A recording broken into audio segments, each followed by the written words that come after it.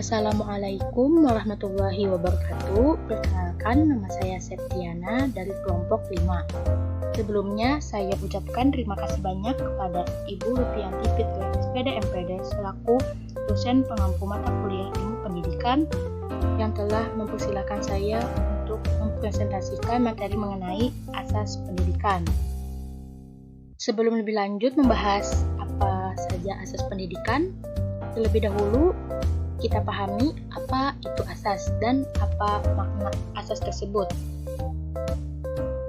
Dalam Kamus Umum Bahasa Indonesia, kata asas bermakna suatu kebenaran yang menjadi pokok dasar atau tumpuan dalam berpikir atau berpendapat. Dikatakan juga terdapat kosakata prinsip semakna dengan kata asas. Jadi, dapat dikatakan bahwa asas sama dengan prinsip. Selanjutnya, apa itu asas pendidikan? Menurut Hartoto dalam Jurnal Ilmu Pendidikan, asas pendidikan merupakan sesuatu kebenaran yang menjadi dasar atau tumpuan dalam berpikir, baik pada tahap perancangan maupun pelaksanaan pendidikan. Jadi, asas pendidikan lebih memfokuskan perhatian kepada cara penyelenggaraan pendidikan yang dilandasi oleh pemikiran-pemikiran tentang bagaimana layaknya pendidikan itu diselenggarakan. Khusus untuk pendidikan di Indonesia, terdapat sejumlah asas pendidikan yang memberi arah dalam merancang dan melaksanakan pendidikan tersebut. Asas-asas tersebut bersumber dari kecenderungan umum pendidikan di dunia dan bersumber dari pemikiran dan pengalaman sepanjang sejarah upaya pendidikan di Indonesia.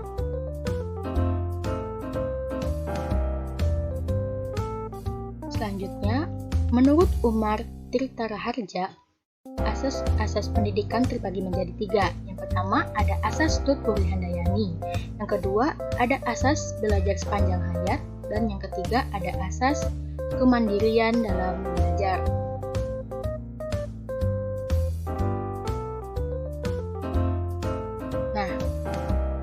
Dari foto tersebut, kita dapat menerka dan dapat menerawang apa yang akan kita bahas selanjutnya. Ya, beliau adalah Ki Hajar Dewantara.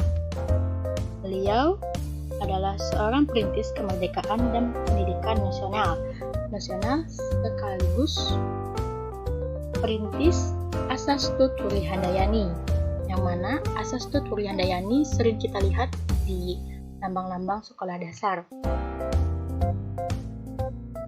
Asas Tutpuri Handayani merupakan asas pendidikan Indonesia yang bersumber dari asas pendidikan taman siswa. Adapun makna Tutpuri Handayani sendiri, yang mana makna Tutpuri mengikuti perkembangan sang anak dengan penuh perhatian berdasarkan cinta kasih dan tanpa pamrih. Makna Handayani yaitu mempengaruhi dalam artian merangsang, memupuk, membimbing, dan menggairahkan anak agar sang anak mengembangkan pribadi masing-masing melalui disiplin pribadi. Asas Tutpuri Handayani ini bermakna bahwa setiap orang berhak mengatur dirinya sendiri dengan berpedoman kepada tata tertib kehidupan yang umum. Menurut asas ini, dalam penyelenggaraan pendidikan, seorang guru merupakan pemimpin yang berdiri di belakang dengan bersemboyan Tutpuri Handayani, yaitu tetap mempengaruhi dengan memberi kesempatan kepada anak didik untuk berjalan sendiri dan tidak terus-menerus dicampuri, diperintah atau dipaksa. Guru hanya wajib menyingkirkan segala sesuatu yang merintangi jalannya anak serta hanya bertindak aktif dan mencampuri tingkah laku atau perbuatan anak apabila anak didik tidak dapat menghindari diri dari berbagai rintangan. Tutpuri Handayani mengandung arti pendidik dengan kewibawaan yang dimiliki, mengikuti dari belakang dan memberi pengaruh, tidak menarik-narik dari depan, membiarkan anak mencari jalan sendiri, dan bila anak melakukan kesalahan, baru pendidik membantunya.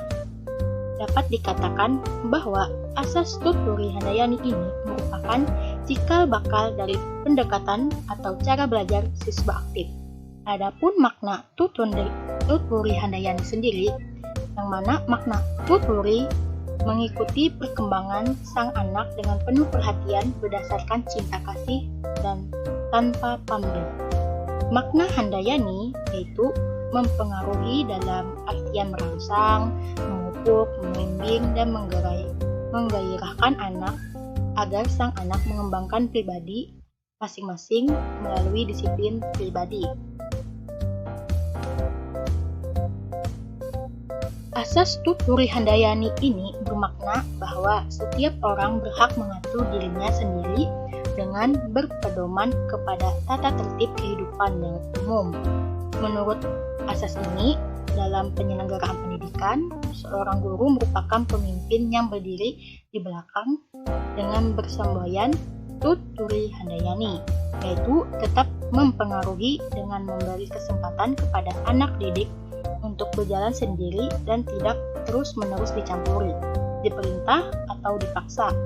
Guru hanya wajib menyingkirkan segala sesuatu yang merintangi jalannya anak serta hanya bertindak aktif dan mencampuri tingkah laku atau perbuatan anak apabila anak didik tidak dapat menghindari diri dari berbagai rintangan. Tuturi Handayani mengandung arti pendidik dengan kewibawaan yang dimiliki, mengikuti dari belakang dan memberi pengaruh, tidak menarik-narik dari depan, membiarkan anak mencari jalan sendiri, dan bila anak melakukan kesalahan, baru pendidik membantunya. Dapat dikatakan bahwa asas Tuturi Handayani ini merupakan cikal bakal dari pendekatan atau cara belajar siswa aktif. Asas Tuturi Handayani sendiri kini menjadi semboyan Departemen Dinas Kebudayaan. Asas Tuturi Handayani kini menjadi semboyan Depdikbud.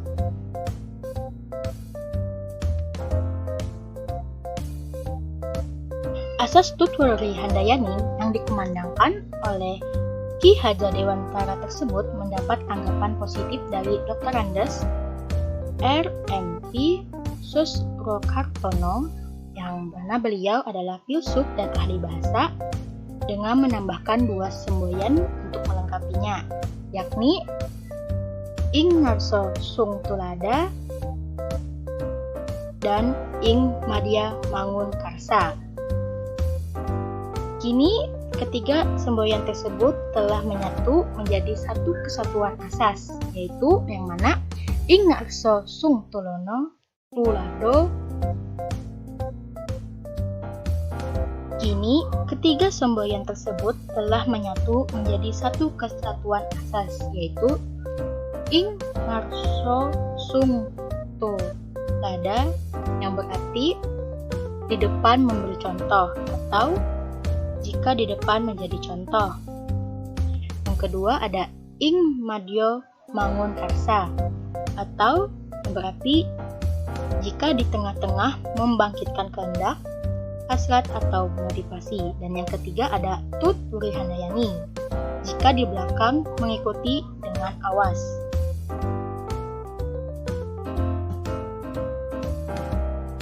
Selanjutnya ada asas belajar sepanjang hayat atau lifelong learning,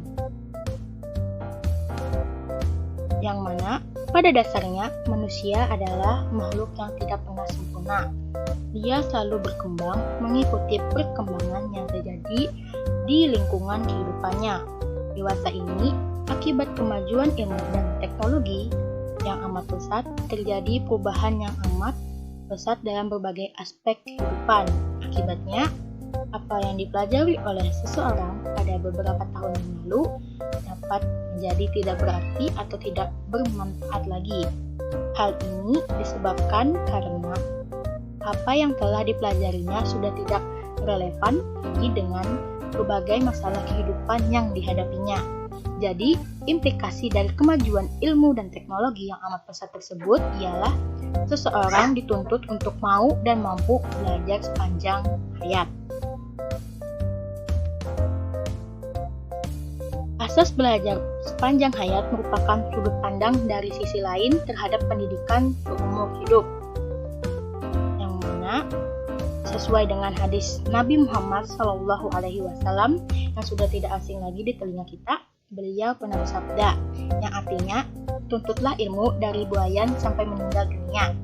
Jadi, Islam telah lama mengenal konsep belajar sepanjang hayat ini jauh sebelum orang-orang Barat mengangkatnya. Pendidikan seumur hidup adalah pendidikan yang harus meliputi seluruh hidup setiap individu, mengarah kepada pembentukan, pembaharuan, peningkatan, dan penyempurnaan secara sistematis pengetahuan, keterampilan, dan sikap yang dapat meningkatkan kondisi hidupnya. Tujuan akhirnya adalah mengembangkan penyadaran diri setiap individu, meningkatkan kemampuan dan motivasi untuk belajar mandiri, mengakui kontribusi dari semua pengaruh pendidikan yang mungkin terjadi, termasuk yang formal, non-formal, dan informal. Dalam latar pendidikan seumur hidup, proses belajar mengajar di sekolah seharusnya mengemban sekurang-kurangnya dua misi, yaitu 1. Memberikan atau membelajarkan peserta didik dengan efisien dan efektif. Dan yang kedua, meningkatkan kemauan dan kemampuan belajar mandiri sebagai dasar dari belajar sepanjang hayat. Masyarakat yang mempunyai warga yang belajar sepanjang hayat akan menjadi suatu masyarakat yang gemar belajar. Dengan kata lain, akan terwujudlah gagasan pendidikan seumur hidup seperti yang tercermin di dalam sistem pendidikan nasional Indonesia. Selanjutnya, ada asas kemandirian dalam belajar. Menurut Haris Mujiman, belajar mandiri adalah kegiatan belajar aktif yang didorong oleh niat atau motif untuk menguasai suatu kompetensi guna mengatasi suatu masalah. Adapun asas Tuturi Handayani dan asas belajar sepanjang hayat secara langsung sangat erat kaitannya dengan asas kemandirian dalam belajar. Asas Tuturi Handayani didasarkan pada asumsi bahwa dalam kegiatan belajar mengajar, peserta didik mampu untuk mandiri dalam belajar. Kemandirian dalam belajar itu dapat dikembangkan dengan menghindari campur tangan guru, namun guru selalu siap untuk membantu apabila diperlukan. Selanjutnya, asas belajar sepanjang hayat hanya dapat diwujudkan apabila didasarkan pada pendapat bahwa peserta didik mau dan mampu mandiri dalam belajar. Oleh karena itu, tidak mungkin seseorang belajar sepanjang hayatnya apabila selalu bergantung dari bantuan guru ataupun orang lain. Perwujudan asas kemandirian dalam belajar akan menempatkan guru dalam peran utama sebagai fasilitator, informator, dan motivator. Sebagai fasilitator, guru diharapkan dapat menyediakan dan mengatur berbagai sumber belajar dengan sedemikian rupa, sehingga memudahkan peserta didik berinteraksi dengan sumber-sumber tersebut. Sebagai informator, guru harus menyadari bahwa dirinya hanya merupakan bagian kecil dari sumber-sumber informasi yang ada. Oleh karena itu, guru perlu memberikan dan bahkan merangsang peserta didik untuk mencari informasi selain dari dirinya sendiri.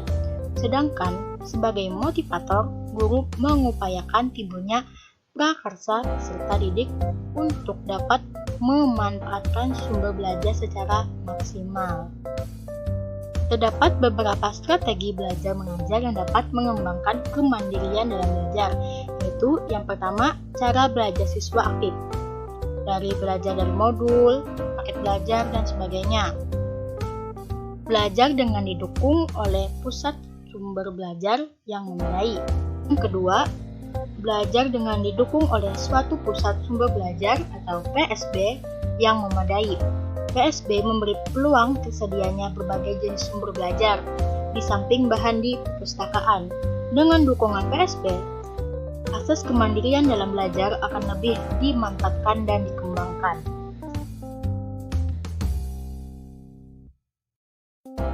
Sekian penjelasan dari saya. Mohon maaf jikalau ada kekurangan dalam segi penyampaian ataupun dari segi materi. Atas perhatiannya, saya ucapkan terima kasih. Saya akhiri. Wassalamualaikum warahmatullahi wabarakatuh.